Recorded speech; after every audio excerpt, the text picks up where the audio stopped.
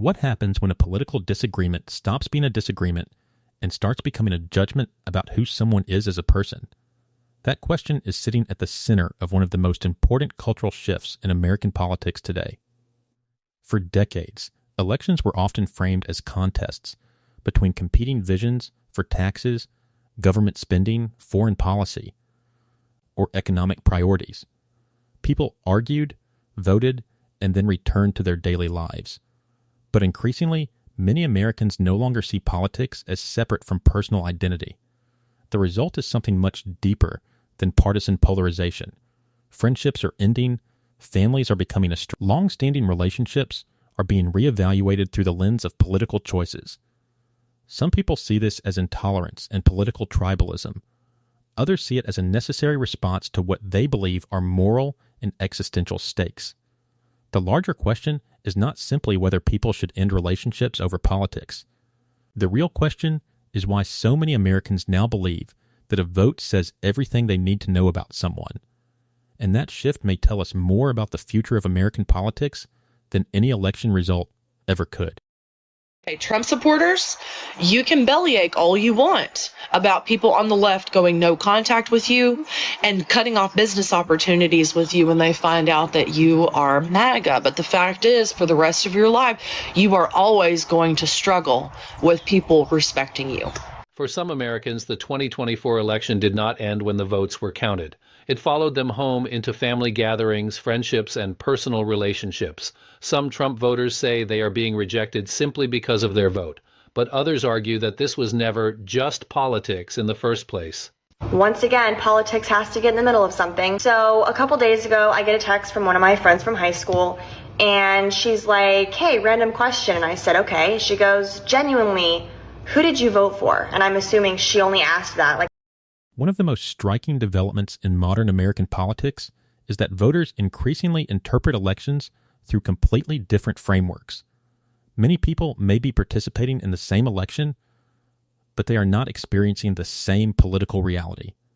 For one group of voters, political decisions are often filtered through concerns about inflation, border security, crime, government competence, economic opportunity, or dissatisfaction with political institutions. From this perspective, voting is primarily about choosing policies and leaders who they believe will improve conditions in the country. For another group, politics has become inseparable from questions of identity, rights, representation, and personal security. These voters often view elections through the experiences of race, gender, immigration status, reproductive rights, religious freedom, or concerns about discrimination. For them, elections are not abstract policy debates. They are direct statements about whose interests matter and whose concerns are being prioritized. This helps explain why conversations about political division frequently become conversations about morality. Many Americans are no longer asking whether a particular policy is effective. They are asking what supporting that policy says about a person's values. The challenge is that both sides often misunderstand each other's motivations. A voter who prioritizes economic concerns may not see their ballot as a statement about social issues at all. Meanwhile, someone who feels personally threatened by certain political outcomes may struggle to understand how those concerns could ever be separated from the vote itself. As a result, political disagreements increasingly become character judgments. Instead of debating ideas, people begin questioning one another's intentions, empathy, and integrity. Once that happens, compromise becomes difficult because the disagreement is no longer about policy preferences. It becomes a disagreement about who deserves trust, respect, and inclusion. This dynamic has transformed political identity into something much more personal than party affiliation. It has become a social sorting mechanism that influences friendships, workplaces, communities, and even family relationships. And that trend continues to reshape the political landscape in ways many leaders are still struggling to understand. What makes this debate so significant is that it reveals how much American politics has changed. In the past, people could disagree politically and still maintain strong friendships, family relationships, and community ties. Politics was important, but it wasn't the primary lens through which people viewed one another. Today, Political identity has become deeply connected to culture, values, and personal beliefs. As a result, many voters no longer see elections as simple policy choices. They see them as defining moments that shape the future of the country and determine what kind of society they want to live in. The problem is that Americans increasingly view the same election through completely different perspectives.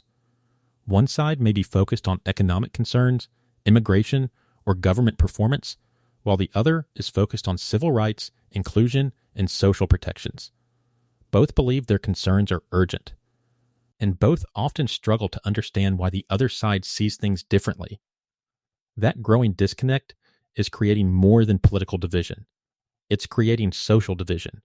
People are spending more time with those who share their beliefs and less time engaging with those who don't. Over time, political opponents stop looking like neighbors with different opinions and start looking like people who cannot be trusted. At its core, this debate isn't really about politics. It's about whether Americans still believe relationships can survive deep disagreements. That's a question the country will continue wrestling with long after any single election is over. Because in the end, the biggest issue isn't who people voted for. It's what that vote represents in the minds of millions of Americans and how those perceptions are reshaping friendships, families, and communities across the country. If you enjoyed this analysis, be sure to subscribe, leave your thoughts in the comments, and I'll see you in the next one.